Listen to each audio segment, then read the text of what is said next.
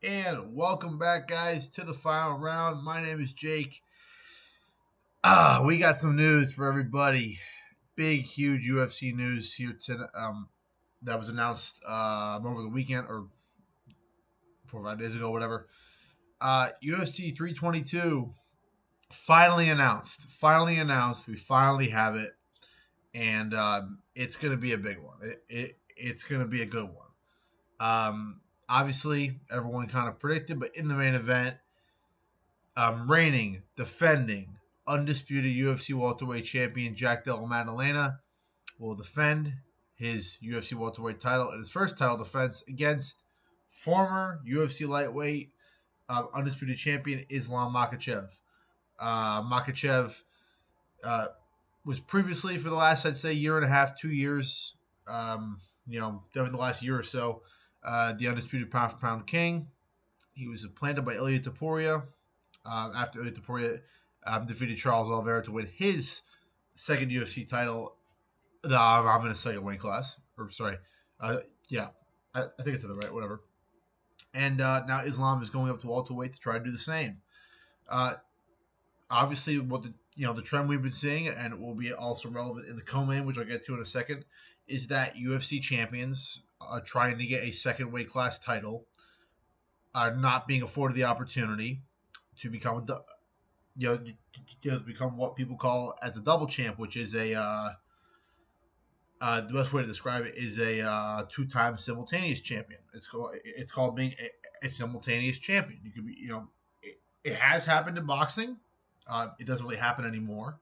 And I just want to clear this up. Like, people think, oh, it never happened. Oh, it happened all the time in boxing. It happened all the time in the 50s and 60s. Sugar Ray Robinson was for several years as the middleweight champion. He was still recognized as the welterweight champion for like 5 years, and he fought guys at middleweight for his welterweight title. Now, this was in the 50s and 60s when boxing was a lot different and was, well, I wouldn't say a lot different, but the structure was a lot different, and there was less structured rules, and in terms of the sanctioning bodies than there is today. However, boxing went through that phase where there was a lot of double champs and stuff like that, even triple champs, stuff like that. But that was an era with less structure than this era, and this era with the MMA and UFC, we're seeing that with and really, let's be honest, none of this ever would have happened without Conor. Without Conor McGregor, there never would have been a double champion thing. Randy Couture was the first UFC fighter to become a two division world champion. Now, his case was different. He was he was the heavyweight champion, and they lost the title and then went down anyway. And then obviously, he went back up the heavyweight, by the way, and still won a title. So, um, but it's been I think there's only been three or four. There was Conor McGregor, Daniel Cormier, Amanda Nunes, and Henry Cejudo. And I think the problem was the UFC expected probably everyone but DC. They expected Conor to try to defend both. He said before before the fight, David Alvarez, he was going to. Obviously, he never intended to. Henry Cejudo said he would. Obviously, didn't. I think everyone knew that Daniel Cormier wasn't going to hold the UFC light heavyweight title after he beats Stipe. And the only one to ever do this, and that's why she's the GOAT, is Amanda Nunes. I mean, she defended, they pretty much kept the UFC 145 division, which was originally made for Chris Cyborg. They made it, they kept it for her because she wanted to keep defending it, and she was acting enough to keep defending it. The only guy now there have been several guys who attempted to become double champ in recent years. The original example of guys who tried and failed was BJ Penn. He actually tried when he fought GSP for the second time. I believe I forgot the UFC number he fought him at.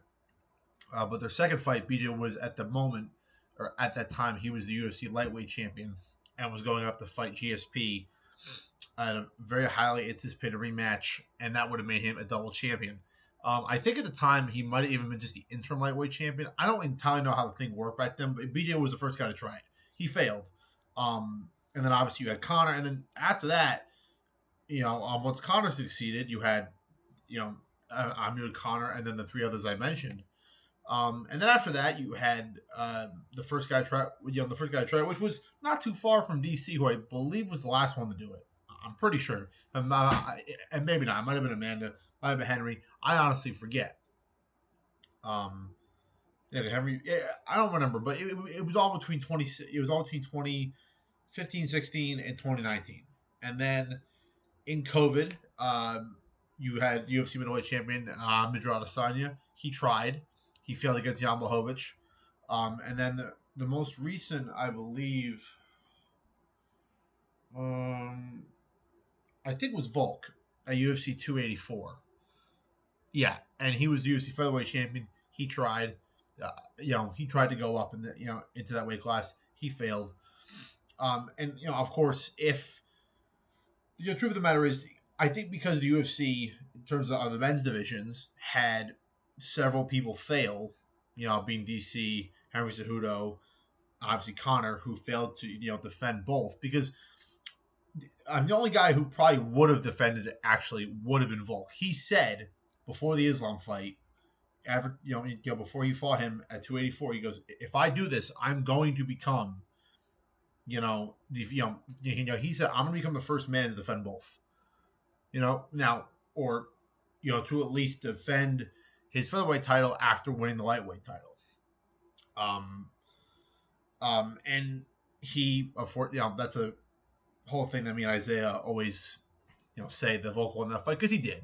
It was it's not a fight you can really score on points because it really wasn't that kind of fight. But let's not go there right now. So, and then really since then, this whole trend has started where they really just don't. Where I think the UFC and it was definitely Dana White and the matchmakers, they don't really like to do that anymore because I think they realize that it's not a sustainable thing for this double champ thing. And it's clear by the recent people. Now, I think after Volk, there were many guys who said they were going to try it, right? There were several guys who said they were going to try it, right? And no one ever did. The last guy, the person who was, who said he was going to try it, ended up being Ilya Taporia. I'm pretty sure, I could be wrong about that. I'm pretty sure it was Ilya who was the last person to attempt it. Or said, and also, said, let me go back. He never said, "I'm going to be double champion," and he did. Sorry, all right. I'm telling you what I said. I was going in my head weirdly. I was putting their thoughts together. So the thing of Ilya is that he said, now at the time everyone expected him to go for the double champ thing. He didn't. He vacated his featherweight title. He let the division go forward. He didn't stall it, which is what so many of those guys did. DC stalled the heavyweight division in 2019, and I got to be honest, it hasn't recovered. It hasn't recovered because you had three fights between Stipe and DC, and you had Derek Lewis. So you had three guys in 4 title fights. That's not a good thing for a division. Now, if the aforementioned trilogy is great, then it's good. And most of the trilogy was good. The third fight was not. And in that case, it doesn't bode well for the division. For the bantamweight division, when Henry Cejudo retired, it actually recovered really well, which had nothing to do with Henry. It had to do with the fact that that division was already good beforehand, and it was getting better at the time, no matter what, really. And then you pretty much had, and then for Connor, I mean, that's the biggest example. I mean, he destroyed both featherweight and lightweight for a number of years because he's Connor, right? And Amanda didn't really destroy the UFC women's 145 division since there really never was one. Besides her, besides just just giving fresh challenges for her for that title because she wanted to defend it. And I think the UFC was worried that Volk or Izzy, those two guys probably would have been the two guys that would have tried to defend it, but they would have lost the fights eventually. And I think that's why they let those two guys try the double champ because I think they knew Izzy would try to defend both. They pretty much got like almost like a sworn affidavit from Volk saying, "I will do this." So I think for them, after those two guys didn't do it, they're not going to give it to anybody else. And Obviously, the two guys who have been talking about it recently or shown to be would be, of course, Ilya Topuria and Islam Makhachev. Now, I want to say one thing about this fight, and this is not about the Jack fight with Islam. This is about Ilya and Islam. I'll say one thing and I'm done. I do believe that there's a very low chance we get that fight. There's a very high chance we don't, and especially if Islam, especially if he, especially if Islam, finds a way and defeats Jack Della Maddalena at UFC 322 on November 15th in Madison Square Garden, which me and Isaiah will be there live. We're gonna do a lot of stuff for the channel for that, but he's still kind of playing edits, so I'm not gonna spoil anything, but it's gonna be awesome. Yeah, we're gonna do a bunch of stuff for our channel there, but stay tuned for that. That's gonna be great. If Islam does win in this fight, the chances of him fighting Ilya are pretty much done. Because if Ilya wants to go up and fight him at 70, he can, but that's gonna hurt that's gonna hurt the UFC lightweight division, and I don't think Ilya is gonna want to do that. To that division, seeing that I'm going to give a good chance to the 45ers, and I'm going to allow them to continue on after he vacated his title. So, for me, in terms of this whole trend of the UFC pretty much telling guys, hey, you're going up to this weight class, vacate your old title. People go, oh, it's too much like boxing. Yeah, because it's the right thing to do. Because it's especially it's a bit different for a guy who's a 35er, who was a 25er. You know what I mean?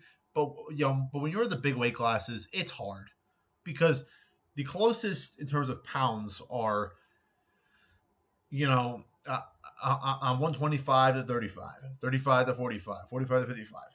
Once you get 55 to 70, that's 15 pounds. That's not 10, it's 15 pounds. Now 7 to 85, that's 15 pounds. 85 to 205, that's 20 pounds.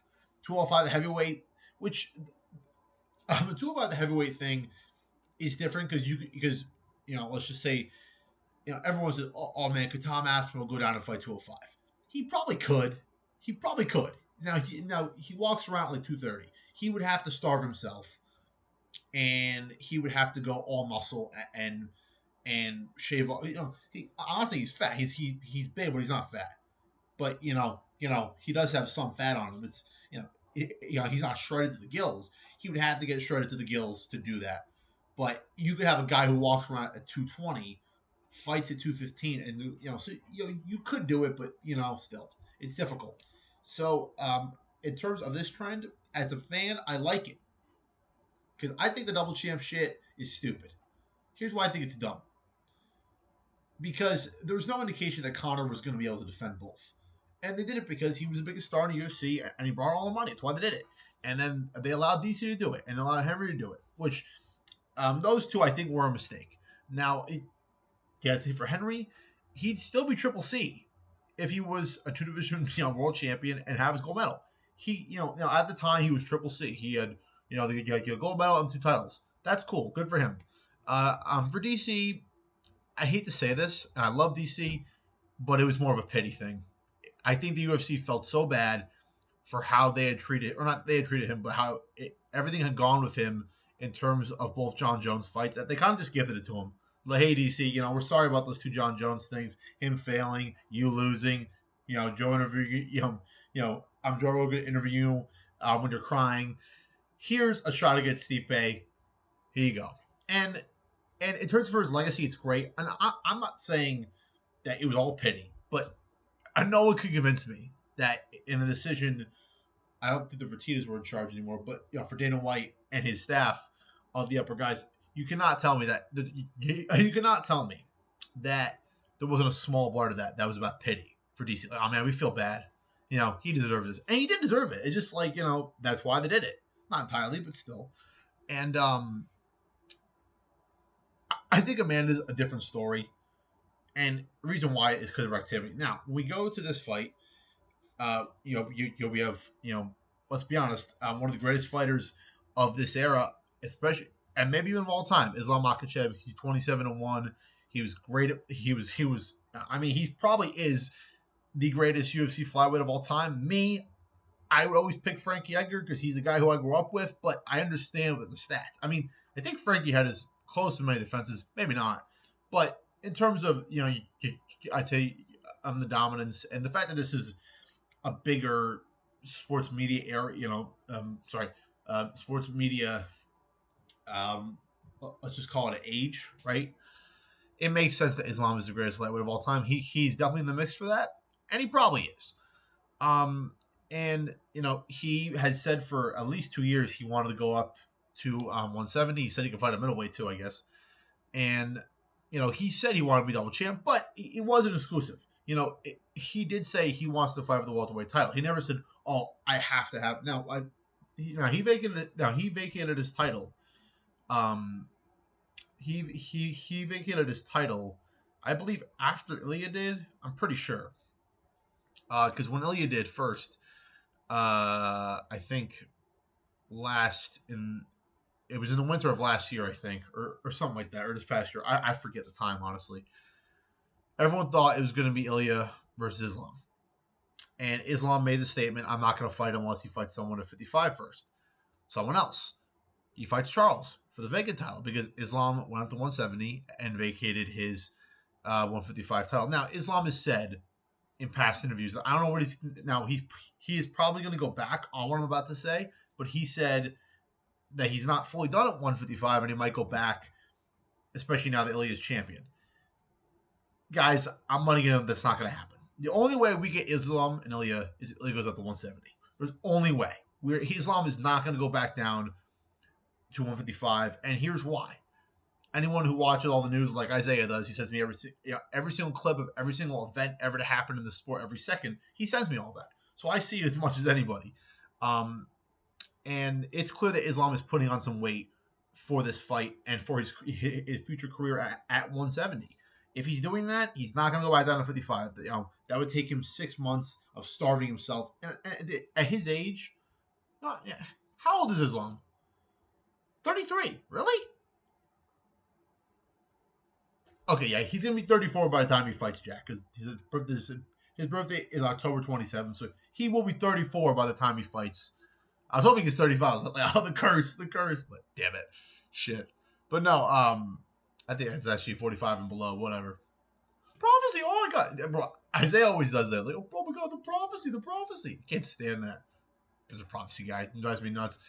Sometimes he's right half the time. And, for the stuff for Jack, I hope he's right. But, yeah, so what happened with Islam is Ilya.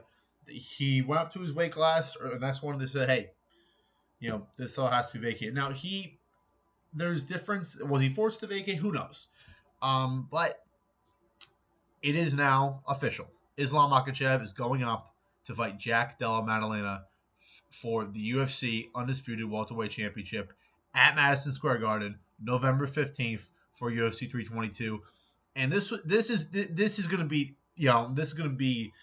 the last real marquee pay-per-view for the UFC of this new age. For the whole entire ESPN era, this is the last marquee because let's say they do Ilya and Justin, which is so far that's the next rumored fight for Ilya for his title at 155. If they do that in December, which I don't think they will, then they don't have any massive fight to open up January with, really, for the new deal with Paramount. And so if that's the case, and Ilya and Justin, or whoever it is against Ilya, will be saved for that card in January, it means that the December card, which would be great for me and Isaiah, because it means that we're probably going to get Alexander Pantoja fighting Joshua Van at the end of the year, which would be awesome, which would be great. Now, my boy Marab, who obviously me and Isaiah will go into 320 when it gets closer. I don't want to go into it right now because I'll just go Marab.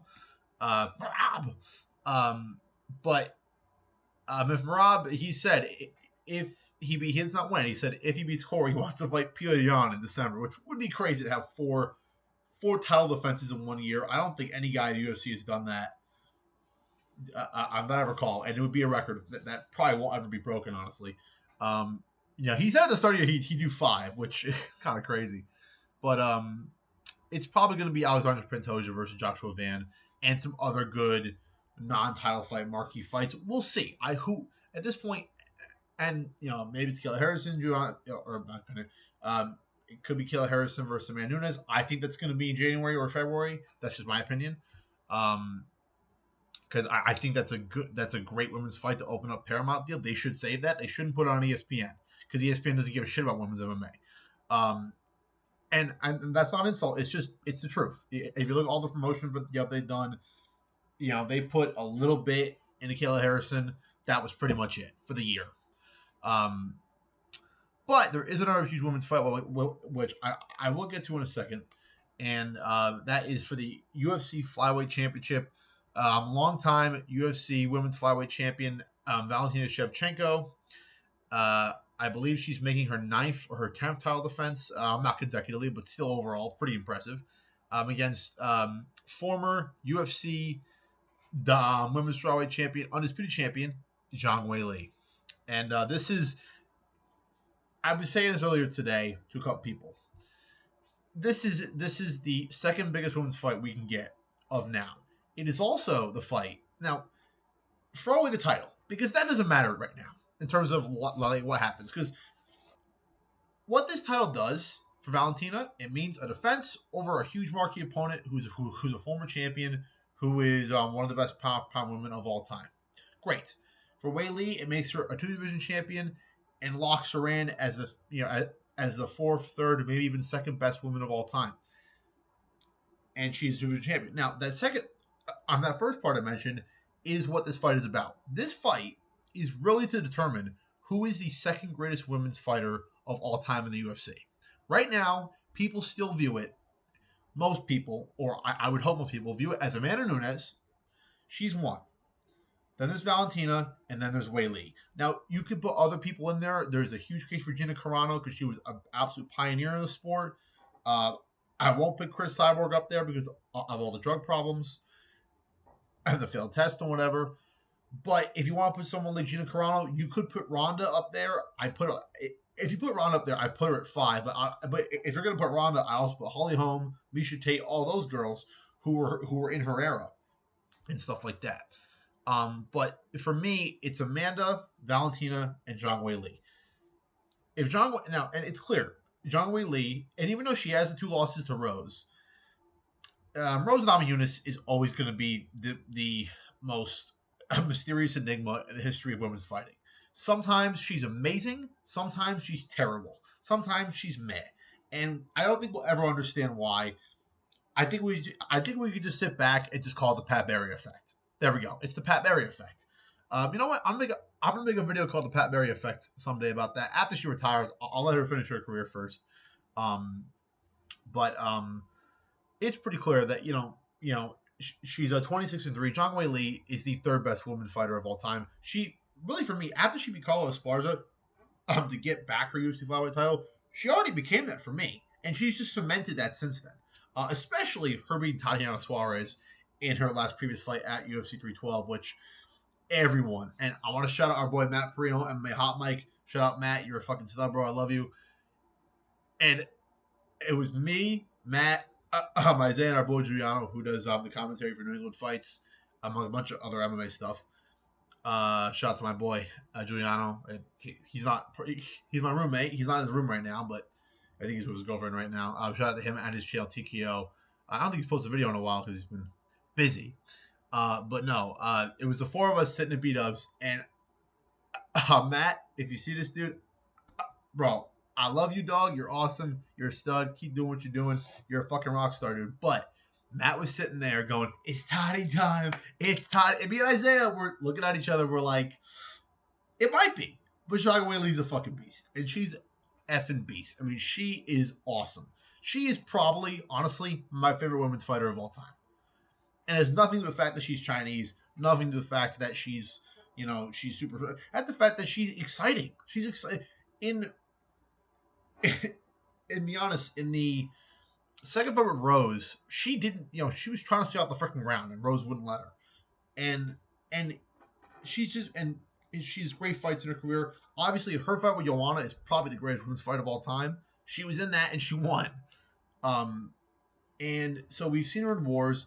We've seen her in strategic matches. She let's be honest, she did choke the life out of Zhang Xiaonan at UFC 300, and Zhang Xiaonan came back to life and almost beat her. So and then she had I'm trying to remember. Did she have a fight after that? I don't know. I think it was 300. Yeah. And then she fought Tatiana Suarez and dominated her. So I mean, she's awesome. And this is her. This is her fifth straight UFC title fight. And I want to be honest. She has had a run. Now she has 2 losses in a row. I get it, but she has only had one non-UFC title fight since 2019, and that was her rematch against Joanna at UFC 275 in Singapore. She was still fighting a former world champion, one of the best women of all time. And I'll be honest, you could put Joanna in that category that I mentioned of the greatest women of all time. She's probably not there because she's lost to a bunch of those girls, but she's still up there for sure. And she on top of spinning back fist. I mean, Zhang Weili is amazing, and I think, and also let's go over the Valentina. Valentina's great too. She's been, unfortunately, in her last 2 or 3 fights, she's been kind of viewed as boring. The Manoa, Manoa, the Montefiore fight, which was her last fight, she fought relatively well at UFC 315. It like in terms of her I don't want to call it her worst performance because it wasn't her worst performance, but the worst fight of her career in terms of like well, it, in terms of the amount to induce boredom was clearly her fight at UFC 306 against Alexa Grasso in their third fight. Because on the first fight, sorry, their first fight, she kind of got like she kind of she kind of caught the Juliana Pena curse, or not curse, or something something that happened to Amanda Nunes, and she got beat, whatever. And then she came back, and she really should have won a second fight, but UFC wanted to save that for a big card, and it disappointed.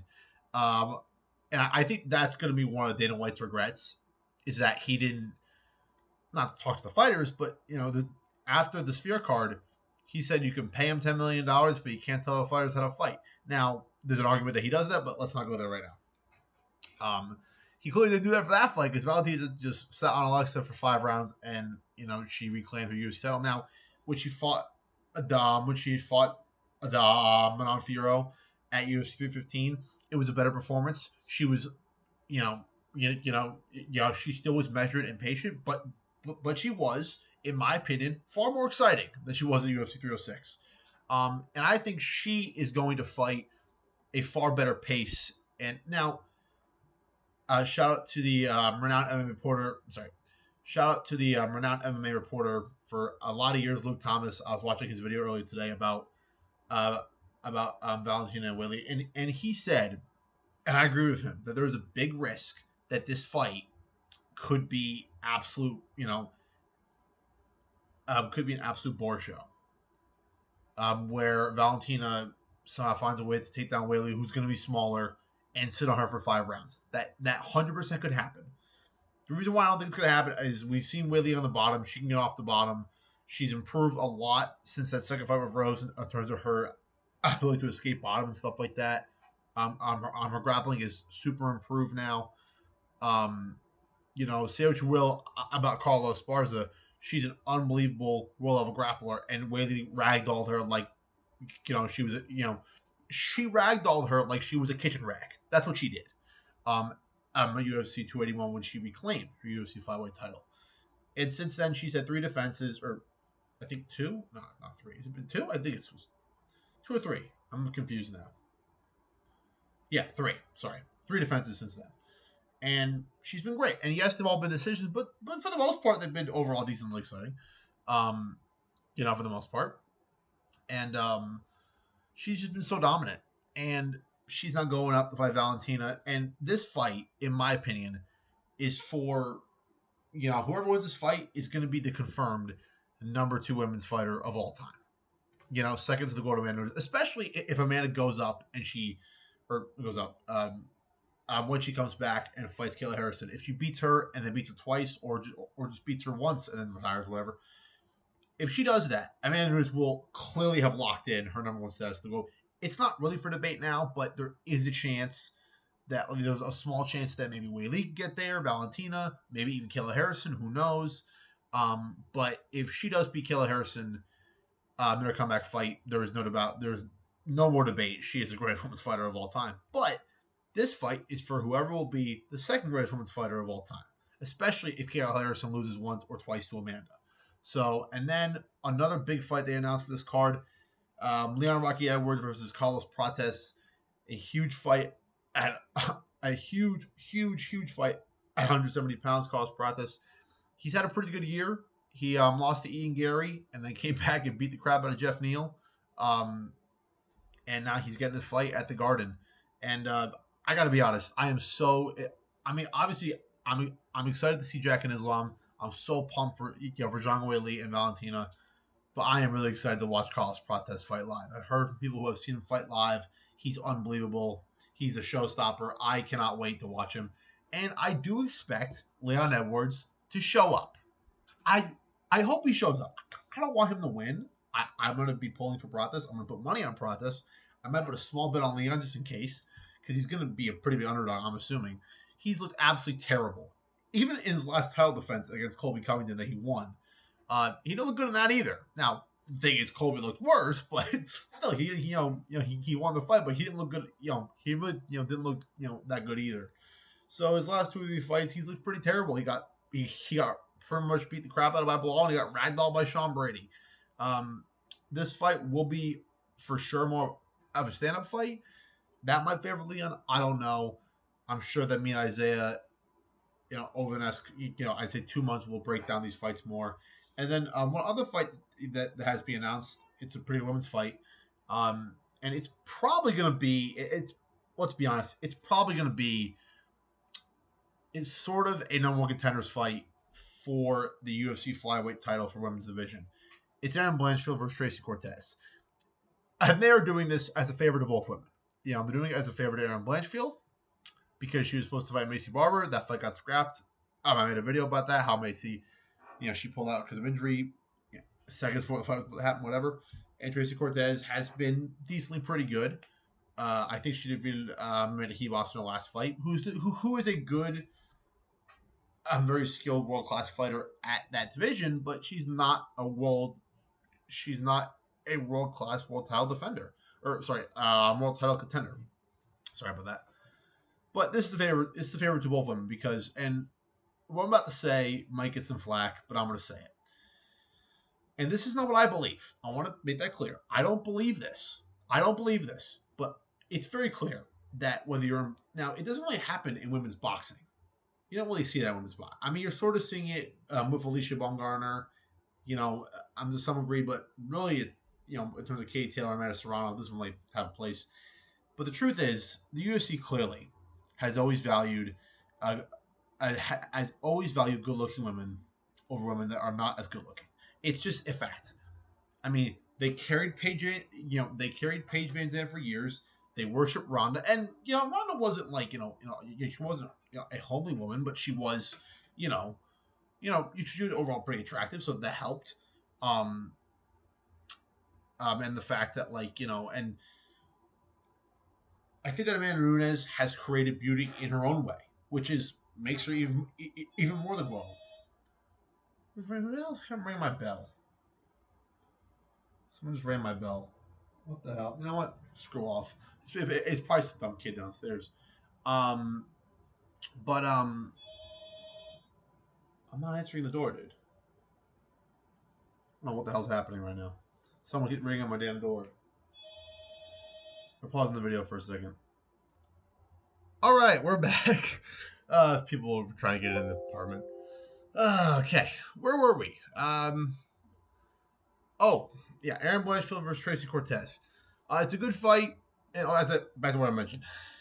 It's unfortunate, but women who are better looking in MMA get chances who against her or not.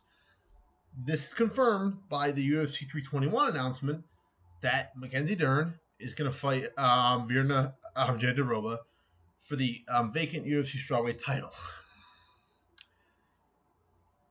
Now that division has been very stagnant, very stagnant recently. No thanks to Wei Lee for beating everybody, but it's clear that this is a big favor to Mackenzie Dern, and the UFC is put all their chips on Mackenzie Dern. This is her only chance to get a title shot, and they're giving it to her. And to a lesser degree, that's what they're doing for Tracy Cortez and Aaron Blanchfield. It's just unfortunately how the game works. It's all marketing, and I understand it. I don't like it. I don't like it. I disagree with it. I think that the women who have the best ability should get the next title shot. But I understand it, and I'm not saying I respect it, but I understand why it happens. It it's a somewhat sort of different thing for men, but whatever. And that is why we're getting Aaron Blanchfield versus Tracy Cortez. Now it's not confirmed to be the ultimate title eliminator, but especially if Aaron Blanchfield wins, she's going to be fighting the winner of Valentina Shevchenko and Zhang Weili, 100%. If Tracy Cortez wins, she probably will. I don't know, maybe. She probably should. In terms of popularity, Tracy Cortez is probably next. Even more so than Mackenzie Dern. She's one of the most popular women fighting in the UFC right now. And it has the fact that she's a very attractive Hispanic woman. That has a lot to do with that. That's why. I did that the Jose Cuervo commercial that they were doing for her for the UFC 317 card was really bad. Like that whole commercial was just it was bad. If you guys seen it, you know what I mean. But those are the 4 fights that are confirmed so far for UFC 321. We're gonna go to UFC 320. Sorry, that's the fights confirmed for UFC 320, 322. We do have 2 fights that have been confirmed for UFC 321. I will go, now. I did talk about actually what's on this card. Oh wow, this card is good. Whoa, this card is good right now. Here we go. This card is good. This is a good card right here. This is a good wow. I got sorry guys. This is a good card. Wow. I like this card. The Iron Turtle. The Iron Turtle. Young Park. That's my guy right there. I saw him and I got fired up. Chris Barnett's fighting Hamdi Abdel. Oh, Chris is gonna wreck this boy. He's gonna kill him. Shout out Mitch Raposer. Yeah, as that Mascoon's gonna kill this guy. And then and we got Alexander Volkov, Jonathan Almeida, Rakic, Mirzakhanov. That's a good fight.